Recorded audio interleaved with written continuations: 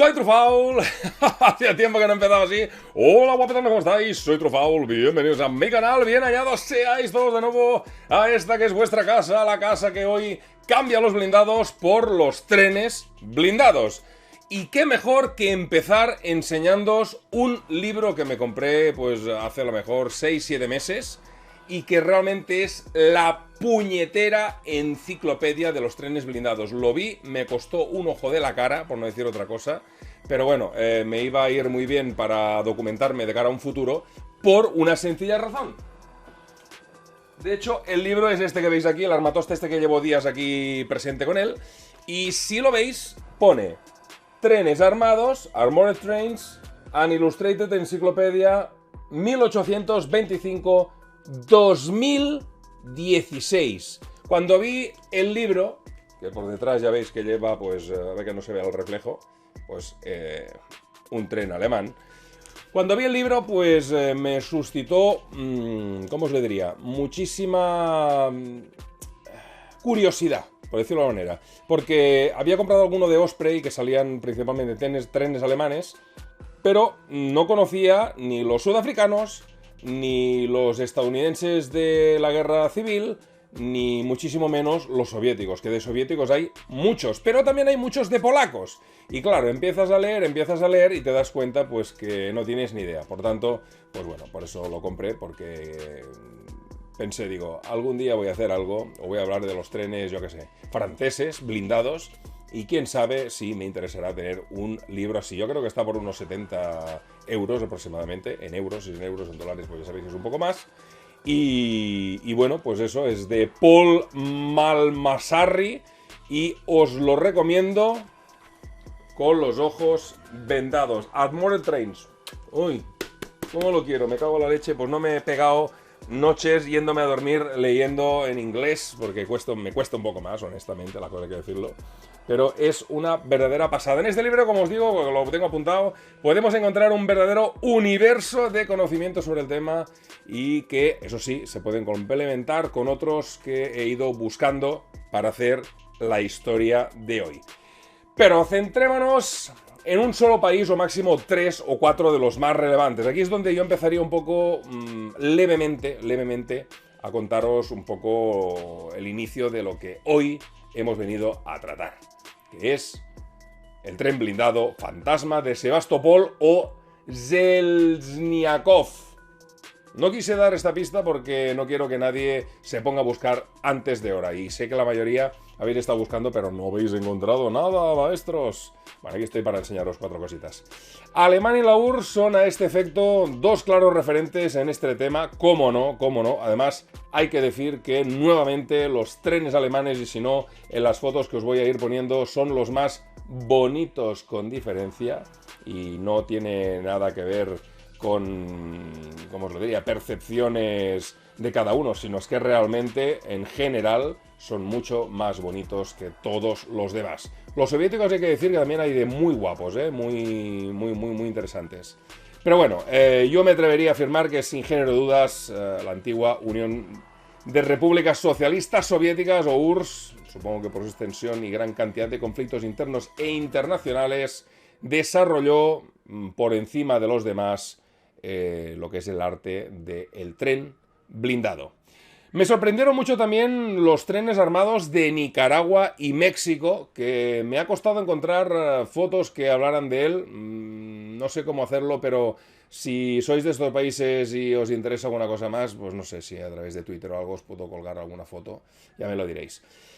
Pero quizás lo que más me sorprendió, y después de ver una película como Lawrence de Arabia, es la falta de trenes blindados en el Imperio Otomano. El Imperio Otomano es un capítulo muy reducido, tan reducido que creo que son 2 páginas del libro. Una cosa realmente que me ha sorprendido bastante y que quería comentaros en la Primera Guerra Mundial. Aquí en el inicio del vídeo os he puesto tanto imágenes de primera como segunda como actuales. Os he puesto una con unas torretas de un IS-2 o un IS-3 que son realmente guapísimas.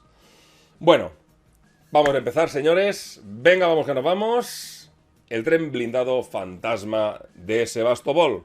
Y señores, los trenes blindados iniciarían sus andanzas en la Guerra de Secesión norteamericana, pero donde empezarían a mostrar su potencial fue durante la Guerra Civil Rusa del 17 a 1922.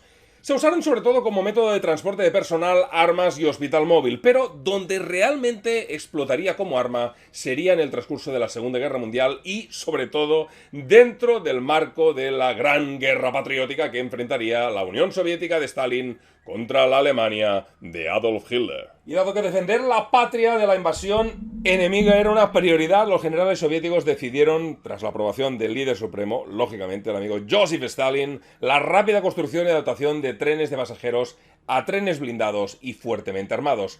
Y uno de estos trenes es el protagonista de hoy. Un tren blindado cuyo nombre, Zheleznyakov, que sería construido el 4 de noviembre de 1941, sería para defender Sebastopol. Como hecho destacado, dado que su función era proteger este puerto, y a cualquier precio, sus operadores fueron un nutrido grupo de marineros de la flota del Mar Negro. Un dato muy poco conocido, pero que se ha sabido con el tiempo.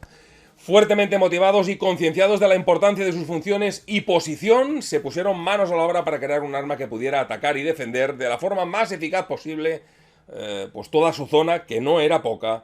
Y bueno, para eso recibieron un entrenamiento realmente muy duro. La compenetración era la diferencia entre la vida y la muerte, y su capitán o su comandante, el que era el responsable del tren, lo sabía perfectamente. El armamento estaba distribuido en 4 vagones que se hallaban blindados con espesores que iban desde 15 a 30 milímetros, que ya sabéis que no es mucho, pero algunos de ellos se reforzaron con cemento, que la traducción, digamos, del inglés es concreto, o al menos lo he visto así, y es una cosa para deciros por si alguna vez lo habéis visto.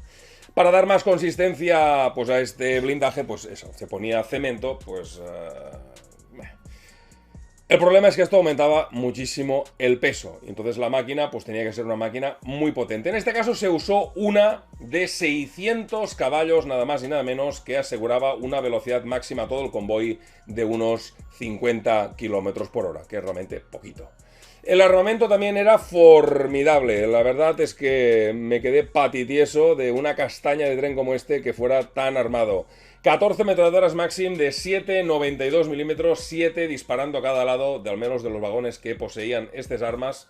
3 cañones de artillería de 76 milímetros, 34K, 2 morteros de 82 milímetros, 2 cañones antiaéreos de 76 milímetros M1914/15 y 2 ametralladoras de SHK de 12,7 milímetros. Y a finales del 42 empezaron las operaciones de guerra de nuestro protagonista de hoy, como os he dicho, con su primer capitán, un tal Zahakyan, tela marinera con el amigo ruso. En los primeros compases de la guerra, en su zona, entró en combate en múltiples ocasiones contra la infantería enemiga, pues que estaba pues internándose para atacar Sebastopol, pero con el tiempo fue enfrentándose a aviones, carros de combate y posiciones de artillería de la retaguardia alemana, que bueno, fue increíble el caos que llegó a sembrar el tren de las narices y el cabreo que hizo coger a muchísimos mandos alemanes,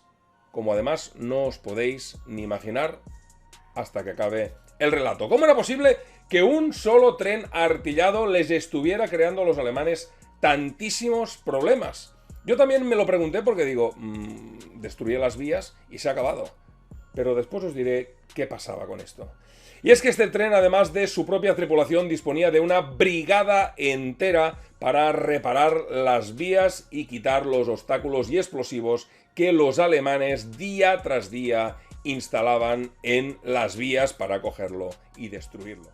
Y hubo un momento en la batalla por la toma de Sebastopol que la guerra a las vías se tornó salvaje y con órdenes expresas de no hacer prisioneros al enemigo por parte alemana, pues estos ataques eran imprevistos, rápidos y devastadores, y por tanto los ocupantes de estos trenes pasaron a considerarse o tener el trato como si se tratara de partisanos o simples saboteadores. Pero cuando en una de estas operaciones de castigo, una operación de ataque, el Zelniakov derribó o consiguió derribar sus 2 primeros aviones alemanes, esto lo que hizo, lo que provocó fue la ira de la Luftwaffe. Desde ese momento, a partir de ese momento, día y noche era buscado. De día los Stukas y de noche pues aviones, ya sabéis, de hélice, de pequeñitos, que se usaban también para castigar al enemigo con bombas pequeñas.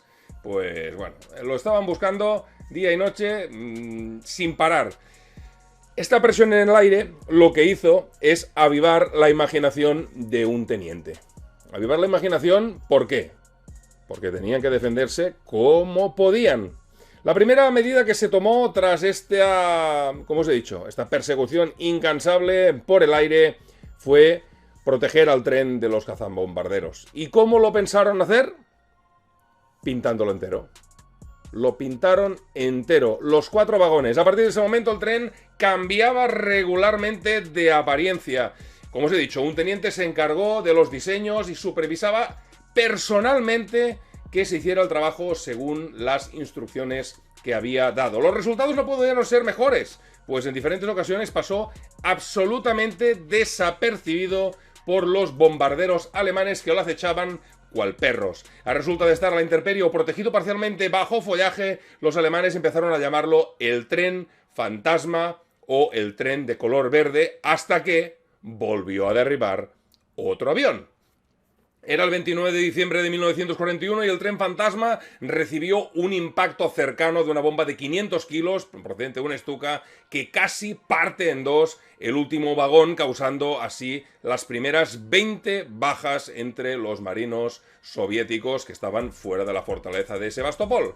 Pero logró entrar en un largo túnel, uno de esos túneles que utilizaba para resguardarse, y se escondió. Pero en esa ocasión la Luftwaffe no iba a dejar las cosas tal cual y volvieron a atacar a los Stuka para asegurarse de que el monstruo verde, el tren de la muerte o como querráis decirle, no saliera jamás de allí, de ese túnel. Bombardearon la entrada y salida de este, pero fracasaron estrepitosamente y se hizo de noche. En ese punto el tren fue reparado de los desperfectos en sus 3 vagones y abandonado el último en su interior, pues precisaba de un nivel de reparaciones que allí era imposible de llevar a cabo. Aún no se sabe a ciencia cierta por qué no se siguió bombardeando ese túnel en concreto, aunque puede que alguien se pensara pues que lo habían destruido. Y siguieron las operaciones de este tren maldito hasta que el 13 de junio de 1942 sucedió otro de estos hitos de este arma de guerra. El tren ya era buscado activamente por tierra, mar y aire sin descanso. Bueno, se suele decir tierra, mar y aire, ¿no? Pero bueno, ya entendemos que era solo por tierra y por aire. Bueno, lo buscaban por todos los lados hasta que se produjo un nuevo enfrentamiento que engrandecería, si cabe, más aún su leyenda, porque patrullas de carros de combate alemanes y vehículos de reconocimiento de diferente tipo se apresuraron a hacer largas y increíbles batidas, acercándose a las posiciones que solía esconderse el Zelniakov sin que lo supieran los soviéticos. Una mañana al alba, nuestro protagonista de hoy salió de un refugio y un par de horas después se tomó con una nutrida patrulla alemana formado por varios carros medios y ligeros que se dirigían a un pueblo cercano siguiendo las vías. Quedó medio escondido detrás de unos árboles, aunque su superficie de color verdoso lo camuflaba perfectamente a una distancia de 600 metros. No se veía en absoluto y todas las armas del lado izquierdo se armaron para entrar en combate. Sin saberlo, los alemanes se acercaban a una emboscada no preparada de antemano, pero sí orquestada por el oficial del tren blindado a la perfección. Sangre fría y venga. Y cuando estaban a unos 350 metros unos de otros, se desató el infierno. El tren al completo se transformó en un escupebalas, proyectiles perforantes y de alto explosivo que empezaron a estrellarse contra los vehículos alemanes de todo tipo, que en sus primeros compases no tenían absolutamente ni idea de qué demonios estaba pasando, desde dónde los estaban atacando y qué fuerza había delante de ellos. El tren se había puesto en movimiento muy lentamente y se acercaba cada vez más a la patrulla alemana, por lo que las Maxim también empezaron a afinar el tiro. Y en eso los primeros vehículos alemanes de vanguardia, una vez supieron desde dónde les estaban escupiendo balas, y empezaron a repeler el fuego enemigo con sus cañones de 20 milímetros, causando las primeras bajas en el tren soviético. Por parte de la Wehrmacht, también uno de los coches que estaba en retaguardia se lanzó a toda pastilla en busca de refuerzos, pues estos no llevaban radio y no podían avisar a la Luftwaffe. Y amigos, en un seguido de acertados cañonazos, el tren blindado fantasma pudo poner fuera de combate sus primeros carros ligeros del convoy. Después, con sus cañones antiaéreos de 76 milímetros, fue peinando al resto de vehículos que habían, sobre todo con los peligrosos Panzer III que se hallaban en medio y delante y final del convoy. Destruyeron los 3 Panzer III con mucha sangre fría y mucha suerte, pues también estaban recibiendo un nutrido fuego por parte alemana, y con sus ametralladoras Maxim acabaron de silenciar lo que quedaba del convoy, al menos la infantería que los acompañara y que había bajado de los vehículos. El capitán soviético supo en ese momento que era hora de retirarse, ya habían hecho lo que tenían que hacer y rápidamente pusieron lo que es el tren a 50 km por hora, su máxima velocidad. La locomotora sacaba un humo tremendo, tanto humo que en ese momento fueron encontrados por unos Stukas de la Luftwaffe que se hallaban allí precisamente porque el vehículo que se había podido escapar del convoy había alcanzado las líneas alemanas, había llamado por radio. A tan solo 20 kilómetros había un aeródromo, solo había en ese momento 4 Stukas preparados para volar, y eso es lo que habían lanzado en contra del tren blindado fantasma. 4 Stukas con 2 bombas de 500 kilos y 2 de 1000. La primera de 1000 que alcanzó el tren destruyó el vagón trasero, matando a todos los servidores de las Maxim, y la bomba de 500 kilos que restaba a los 2 primeros que atacaron, pues falló. El caso es que cuando se encontraban ya prácticamente dentro del agujero, se acabó desenganchando el último vagón, perdiendo a los compañeros muertos, no pudiendo pues hacerse cargo de ellos. El caso es que con una bomba de 1000 kilos restante, el piloto dio en el clavo, y esta vez una de las laderas que estaban justo encima de lo que era el agujero del túnel donde se hallaban escondidos, cedió y se fue todo para abajo, taponando la salida sur.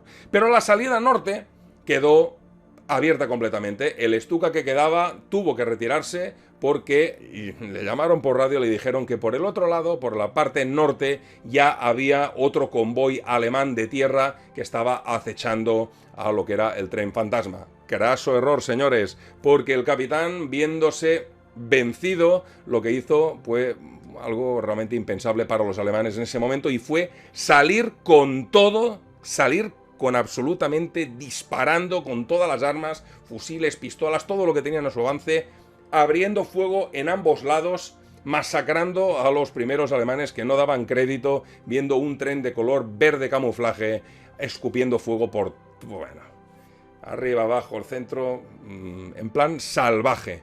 ¿Qué ocurrió?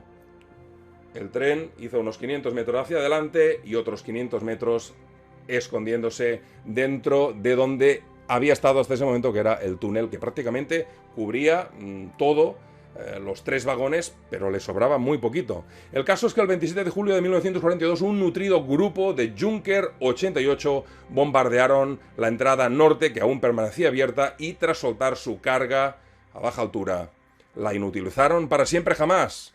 Cayó hacia abajo y prácticamente cerró el 90% de lo que era el túnel.